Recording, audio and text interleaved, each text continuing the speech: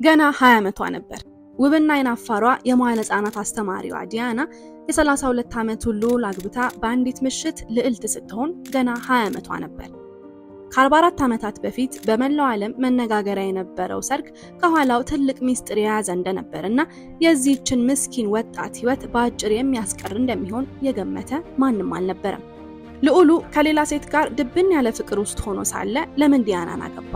ዲያናስ የልዑሉ ልብ ውስጥ ያለችው እሷ ለመሆኗን እያወቀች እንዴት ለጋብቻው ተስማማች?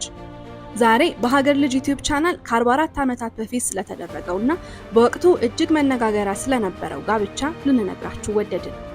ዲያና ፍራንሲስ ስፔንሰር ከመኳንንት ቤተሰብ የተገኘች ናት። ቤተሰቦቿ ለንጉሳውያን ቤተሰቦች ቅርብ ነበሩ። ነገር ግን ወላጆቿ ገና በ7 ዓመቷ በመለያየታቸውና አባቷ ልጆቹን የማሳደግ መብት በፍርድ ቤት ስለተሰጠው ቀጣይ ዕድሜዋን ከእናቷ ርቃ ነው የኖረችው። የእናት ፍቅርን ሳታጣጥም ማደጓና የወላጆቿ መለያየት ስነ ልቦናዋን ክፉኛ እንደጎዳው ከጊዜያት በኋላ በሰጠቻቸው ቃለ መጠይቆች በተደጋጋሚ ገልጻለች። ከቀለም ትምህርት ይልቅ ለስፖርትና ባሌት ዳንስ ከፍተኛ ፍቅር የነበራት ዲያና በቀናነቷ ብዙዎች ያውቋታል። ገና ከልጅነት ዕድሜዋ አንስቶ ለሰዎች አብዝታ የምትራራና የሰው ችግር እንደራሷ የሚያስለቅሳት ደግ ሴት እንደነበረች መስካሪዎቿ ብዙ ናቸው። 17 ዓመት ሲሞላት ከተወለደችበት ከተማ ወደ ለንደን አቀናችና ከጓደኞቿ ጋር በጋራ መኖር ጀመረች።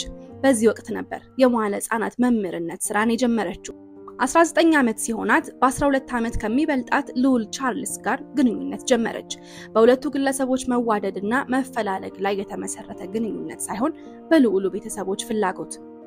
በወቅቱ ልዑል ቻርልስ የዘውዱ ወራሽ ሆኖ ሳለ አለማግባቱ ለንጉሳውያን ቤተሰቡ እንደ ትልቅ ችግር የሚታይ ነበር። በመሆኑም በቶሎ እንዲያገባ ከፍተኛ ጫና ይደረግበት ነበር። የዘውዱ ወራሽ እንደመሆኑ ታዲያ የሚያገባት ሴት በጥንቃቄ ነው የምትመረጠው። ከተራ የህብረተሰብ ክፍል ሳይሆን ቢያንስ ከመኳንንት ዘር የሆነች በእድሜዋ ለጋና ድንግል እንዲሁም አንገቷን የደፋች ዝምተኛ እንድትሆን ይጠበቅባታል። በእነዚህ መስፈርቶች መሰረት ታዲያ ዲያና ሙሉ ሆና በመገኘቷ ነው ከልዑል ቻርልስ ጋር የፍቅር ግንኙነት እንድትመሰርት የተደረገው። ግን እዚህ ጋር ትልቅ ሚስጥር አለ። ቻርልስ ካሚላ ፓርከር ቦልዝ ከተባለች ሴት ጋር ፍቅር ውስጥ ነበር። ነገር ግን የልዑሉ ቤተሰቦች ካሚላን አልተቀበሏትም። ምክንያታቸው ደግሞ ከተራ ማህበረሰብ የተገኘች መሆኗና የቀደመ የፍቅር ግንኙነት የነበራት መሆኗ ነው። ቻርልስ የወደዳት ሴትን ትቶ ከዲያና ጋር ትዳር እንዲመሰርት ትልቅ ጫና ተደርጎበታል። ጁላይ 29 1981 ለንደን ከ750 ሚሊዮን ሰዎች በላይ በቀጥታ ስርጭት የተመለከቱት የክፍለ ዘመኑ ታላቅ ሰርግ። ዲያና በልዑሉ ቤተሰቦች የተመረጠላትን ግዙፍ የሙሽራ ቀሚስ ለብሳ ብቅ አለች፣ ፍርሃት በሞላው ውብ ፈገግታ ታጅባ። ዲያና ከዓመታት በኋላ ስለ ሰርጓ ቀን እንዲህ ብላ ነበር። ያቺ ቀን ለመስዋዕት እንደቀረበ በግ ነበር የተሰማኝ። የዚህ ምክንያቱ ምንም እንኳን ዲያና የምታገባው ልዑል ከሌላ ሴት ጋር ፍቅር ውስጥ እንደገባ ብታውቅም የታገቢኛለሽ ወይ ጥያቄ ካቀረበላት በኋላ ግን ተስፋ አድርጋ ነበር። ለሚጀምረው አዲስ ህይወት ሲል ሙሉ ልቡን ለትዳሩ ይሰጣል ብላ ውስጧን በተስፋ ብትሞላውም ከሰርጋቸው ከቀናት በፊት ያገኘችው ቻርልስ ለካሚላ የገዛላት የብራስሌት ስጦታ ግን የምትገባበትን ትዳር ሲኦል እንደሚሆንባት አረጋግጦላታል። ነገር ግን ዲያና አንዴ ለዚህ ትዳር የእሺ ምላሿን ሰጥታለችና ወደ ኋላ ለማፈግፈግ አልቻለችም። ስለዚህም ገና ከጅምሩ ለተበላሸው ትዳር ራሷን አሳልፋ ሰጠች። በማጣትም ሆነ በህመም ላልለየው ብላ በሚሊዮኖች ፊት ቃል ገባች። በቀጥታ ስርጭት በመላው ዓለም የተላለፈው ሰርግ ብዙዎችን አጀብ አሰኘ። ወጣት ልጃገረዶች እንደ ዲያና ባለ የሙሽራ ቀሚስ ተውበው ለመዳር ቋመጡ። ሰርግማ እንዲህ ነው እንጂ ተባለለት። ከሰርጉ ጀርባ የነበረውን ድብቅ ሚስጥር የጠረጠረ ማንም አልነበረም። ዲያናና ቻርልስ በፍቅር ክንፍ ያሉ ወጣቶች እንጂ ትልቅ ሚስጥር ከጀርባቸው የያዙ ጥንዶች እንደሆኑ የገመተ አንድም አልነበረም። የሰርጉ ቀን አለፈ፣ ትዳሩ ተጀመረ። የዲያና የመከራ ቀናትም እንደዛ። ዲያና በቤተ መንግስቱ ውስጥ ልዕልት የሚለውን ስም ትያዝ እንጂ ደስተኛ አልነበረችም። ቻርልስም ከካሚላ ጋር የነበረውን ድብቅ ፍቅር አላቋረጠም። ቤተሰቦቹም እሱን ከመገሰጽ ይልቅ እሷን ማግደል ነበር የያዙት። በቤተ መንግስቱ የምትፈለገው ወራሽ የሚሆኑ ወንድ ልጆችን እንድትወልድ ብቻ ነበር። ይህ ደስታ አልባ ትዳር ዲያናን የአእምሮ ጤናዋን እንዳቃወሰባት በተደጋጋሚ ስትናገር ተደምጣለች። ጭንቀትና ከፍተኛ የሆነ የድብርት ስሜት በተደጋጋሚ ራስ የማጥፋት ሙከራ እንድታደርግም አድርጓት እንደነበር ተናግራለች። ይህ ሁሉ ግን በሚስጥር የተያዘ ነበር። 2 ወንድ ልጆችን ወልዶ ከማሳደግ ጎን ለጎን ዲያና በተለያዩ የእርዳታ ተግባራቶች ላይ ትገኝ ነበር። ከልጅነቷ ጀምሮ የሚያውቃት የሚመሰክሩላት ደግነቷን ልዕልት ከሆነች በኋላ በደንብ ታሳይ ነበር። ራሷን የምትጠምድበትና ትንሽም ቢሆን ደስታ የምታገኘው የተቸገሩትን ስትረዳና ያዘኑትን ስታጽናና ነበር። በ1986 ማለትም ዲያናና ቻርልስ ትዳር ከመሰረቱ ከ4 ዓመታት በኋላ ቻርልስ ከካሚላ ጋር የነበረውን ግንኙነት በሚስጥር መያዙን ችላ ማለት ጀመረ። በዚህ ወቅት ታዲያ ዲያና እንደ ቀድሞ በዝምታ አልተቀመጠችም። ለበርካታ ቃለ መጠይቆች እውነቱን መናገር ጀመረች። የንጉሳዊ ቤተሰቡ በሁኔታው ደስተኛ እንዳልሆኑና የቤተሰቡን ክብር እንድትጠብቅ ቢያስጠነቅቋትም የምትበገር አልሆነችም።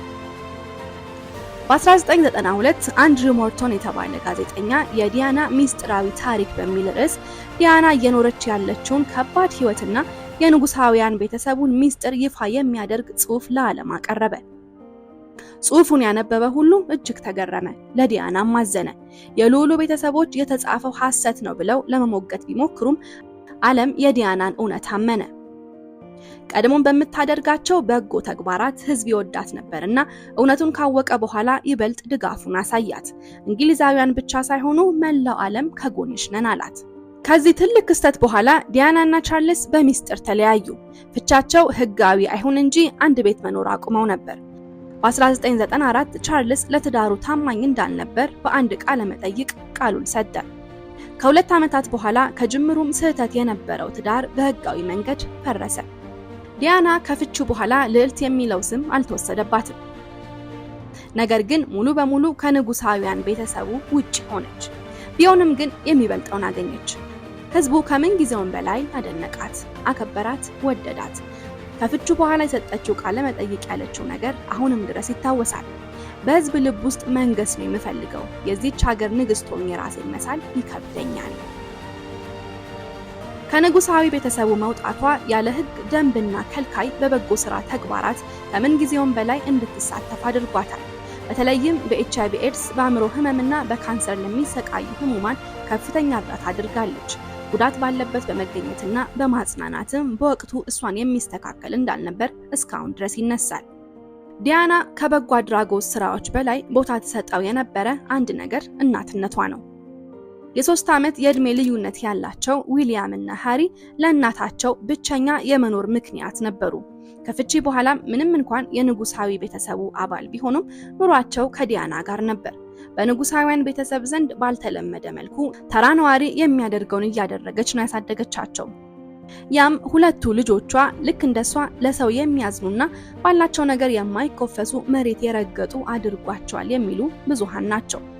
አሳዛኙ መጨረሻ ኦገስት 31 1997 ሕጋዊ ፍቺው ከተፈጸመ ከ1 ዓመት በኋላ ዲያና ከፍቺ በኋላ ደስታና ፍቅር ፍለጋ ላይ ነበረች። ዶዲ አልፎያድ ከሚባል ግብፃዊ የፊልም ባለሙያ ጋር የፍቅር ግንኙነት ጀመረች። ዶዲ የታዋቂው ቢሊዮነር የሙሐመድ አልፎያድ ልጅ ነው። ለአጭር ጊዜ የቆየ ቢሆንም ጥሩ የፍቅር ጊዜ እንደነበራቸው በወቅቱ ይወራ ነበር። በድብቅ ካሜራ የተነሱ የሁለቱ ጥንዶች ፎቶዎችም በየሚዲያው ይታዩ ነበር። ነገር ግን ይሄ ፍቅርም ሆነ የዲያና ደስታ አልሰነበተም። ጥንዶቹ በፈረንሳይ ፓሪስ እየተዝናኑ በነበረበት ወቅት በመኪና አደጋ የሁለቱም ሕይወት አለፈ። ዲያና ነፃነቷን ማጣጣም ከጀመረች ከ1 ዓመት በኋላ በ36 ዓመቷ ከዚህ ዓለም በሞት ተለየች። የዚች ልዩ ሴት ሕይወት የልብ ወለድ ታሪክ እንጂ በገሃዱ ዓለም የተፈጠረ በፍጹም አይመስልም። መልካም ስም ሁሌም ሲታወስ ይኖራልና ህልፈቷ ከተሰማ 28 ዓመታት ቢያስቆጥርም ደግነቷ፣ ውበቷ፣ ርህራሄዋና እምቢ ባይነቷን ዓለም ሁሌም ሲያነሳው ይኖራል።